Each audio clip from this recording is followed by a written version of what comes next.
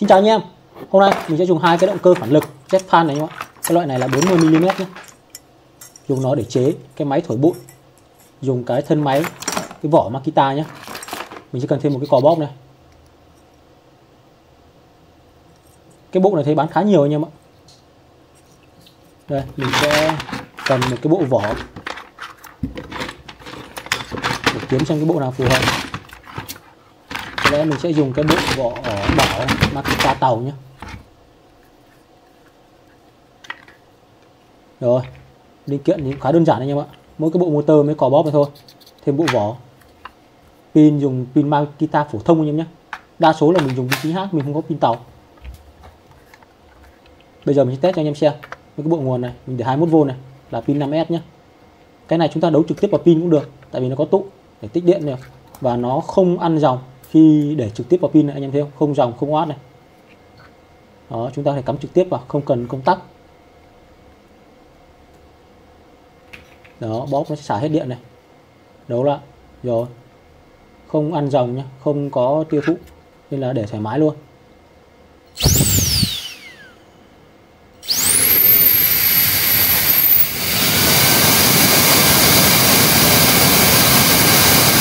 Tốt anh em ạ, gần 21A. Để mình sẽ xem lực thổi của nó.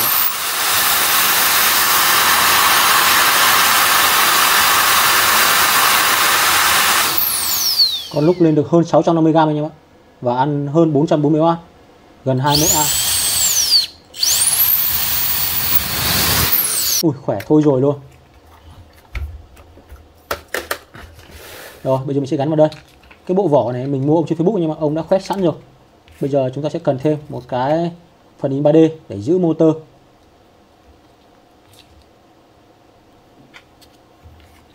Đây anh em ạ. Mình đã vẽ cái phần này. Cực kỳ đơn giản thôi. Nhét cái motor vào. Gom để đầu thổi này. Tí mình sẽ làm thêm mấy cái đầu thu gió nữa.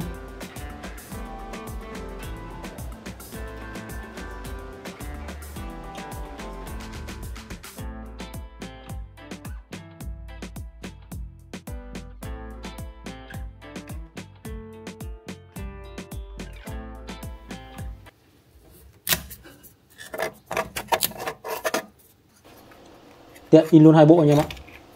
Như vậy là đủ linh kiện rồi. Bây giờ chúng ta sẽ ráp vào thôi nhé. Cái này thì cực kỳ dễ thôi. Anh em cứ xem cái đoạn ráp này nhé.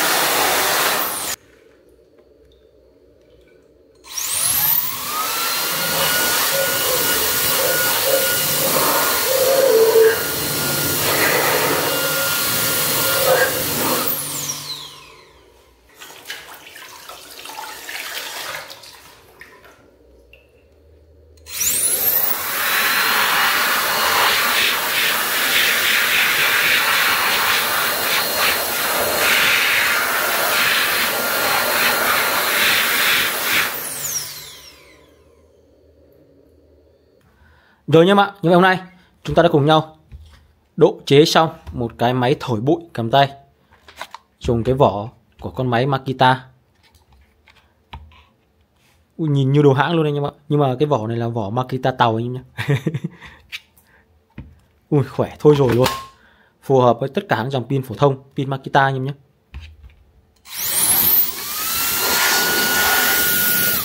Ui anh em thấy không, pin mà nó thổi bay ầm như thế.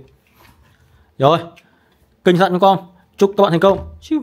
À quên mất nhá, thì mình có nói qua là có khá nhiều anh em mình cứ làm sản phẩm xong á thì anh em có hỏi là có bán không hay làm ăn không, có thứ là mình không bán đâu nhé. Mình đa số, nó không phải đa số một tất cả, hầu như chỉ làm sản phẩm có một chiếc thôi để mình dùng này và làm video chia sẻ với anh em. Là xưa giờ mình không làm bán gì đâu anh em nhé, chỉ có mấy cái đồ in 3D á, mình làm cho vợ mình bán chơi chơi thôi, chứ còn những cái này không làm chế cháo bán bao giờ anh em ạ. Với lại mình bận quá, không có thời gian làm kiểu đấy.